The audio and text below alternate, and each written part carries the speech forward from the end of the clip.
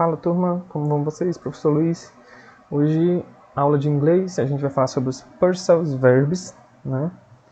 E primeiro nossas dicas de estudo. Procurar um lugar calmo, arejado e silencioso. Tenha perto de você todo o seu material, né? Lápis, borracha, livros, fones de ouvido e vamos para a aula. Os phrasal verbs mais usados em inglês, né?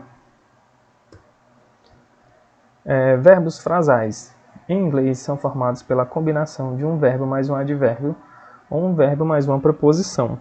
Essa é a regra para eles. É um verbo e um advérbio, um verbo e uma preposição.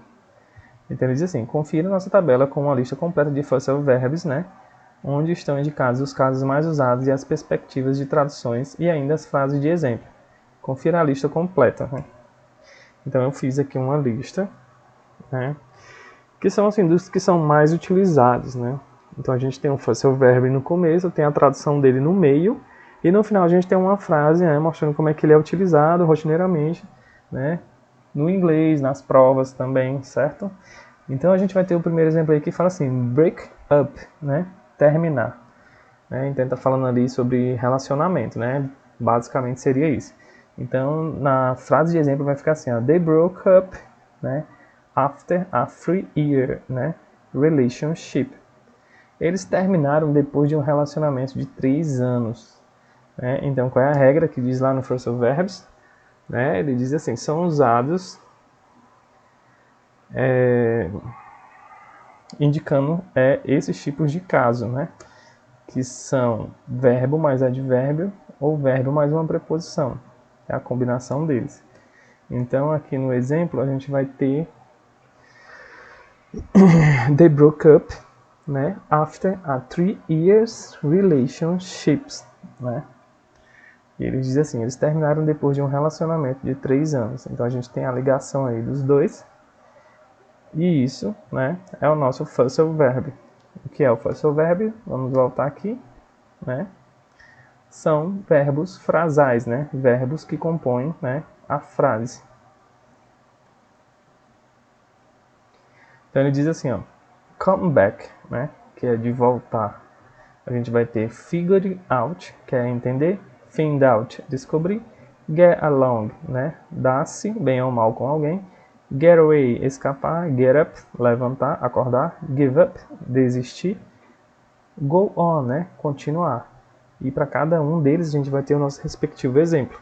No segundo exemplo aqui a gente vai ter come back, que é de voltar, né, então ele diz assim, ó, she come back from Brazil in May, né? Ela voltou ao Brasil em maio.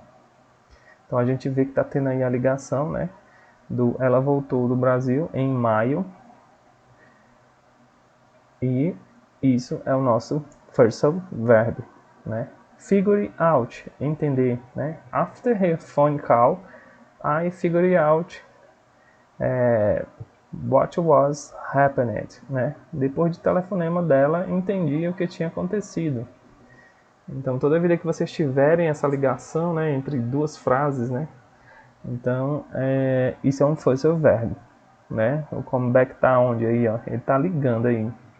Então, she, né, ela, come back, então tá ligando ao from Brasil em maio, né, ela voltou ao Brasil em maio.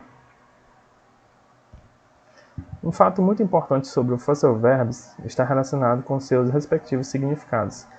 Ao se deparar com algum conteúdo onde constem os phrasal verbs, não tentem traduzi-los literalmente. Observe que o significado desse tipo de verbo, na maioria das vezes, não está relacionado com o sentido do verbo, do advérbio ou da preposição, enquanto elementos isolados, né? A tradução de um phrasal verb deve ser interpretado como um todo, né? Então ele tem que ligar aquela frase, aquela oração, né? E depois é que sim ele terá um significado sólido, né? Ele é utilizado em vários tipos de situações. Então não adianta você traduzir só ele seco, né? Que se ele não tiver ligado a nenhum tipo de elemento, né, gramatical, então ele não vai ter nenhum significado, pelo menos não lógico. Então o que diz aqui, ó, de forma não fará qualquer sentido, né? Então aqui a gente tem assim, ó, she preferred to stay home, né, and look after the kids, né? Ela preferiu ficar em casa e tomar conta das crianças, certo? She preferred to stay home and look after the kids, né? Então, ela preferiu ficar em casa, né? Se você dissesse que era só she preferred, né? Ela preferiu. Que significado teria, né? Ela preferiu o quê? Né? Então, o fosse o verbo ele precisa desse complemento, né? Que é o stay home and look after the kids, né? Ela preferiu o quê? Ficar em casa e tomar conta das crianças. Então, essa ligação que o prefer, né, fez, né, do ela com tomar conta das crianças e ficar em casa, isso é o fosse o verbo. To look, né, olhar, after, depois e após. To look after, tomar conta, cuidar. Então tem um outro exemplo aqui que ele diz assim, ó, I always run, né, out of money when I am on vacation, né? Eu sempre fico sem dinheiro quando estou de férias, né? Se ela colocasse só assim, gente, always run out of money, né? Eu sempre fico sem dinheiro, né? Mas por que motivo, né? Então, o fosse o verbo é que faz essa ligação, né? E que dá sentido ao significado da oração. To run, correr, out, fora, off, de. To run out of, ficar sem algo, no sentido de algo se esgotar. Se eles estiverem isolados, né, esse to run, correr, o out, fora, o off, de, e o to run, né, o to run out, eles não vão ter sentido, né, mas se eles estiverem ligados a alguma coisa, alguma frase, alguma pessoa, um sujeito, uma oração, então eles terão um sentido. Então eles não podem ser traduzidos ao pé da letra, né, para que você encontre significado em algo. Eles precisam estar ligados a alguma coisa e isso é o fosse o verbo. Como atividade, eu deixei para vocês escrever em seu caderno 15 exemplos de fosse verbos, né?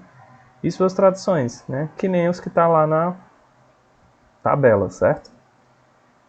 O conteúdo da nossa aula vocês podem estar acessando em escolapequenospassos.com.br. Não esqueçam de seguir a gente nas nossas redes sociais, né? Deixa aquele like no nosso vídeo e a gente se vê na próxima aula. Valeu!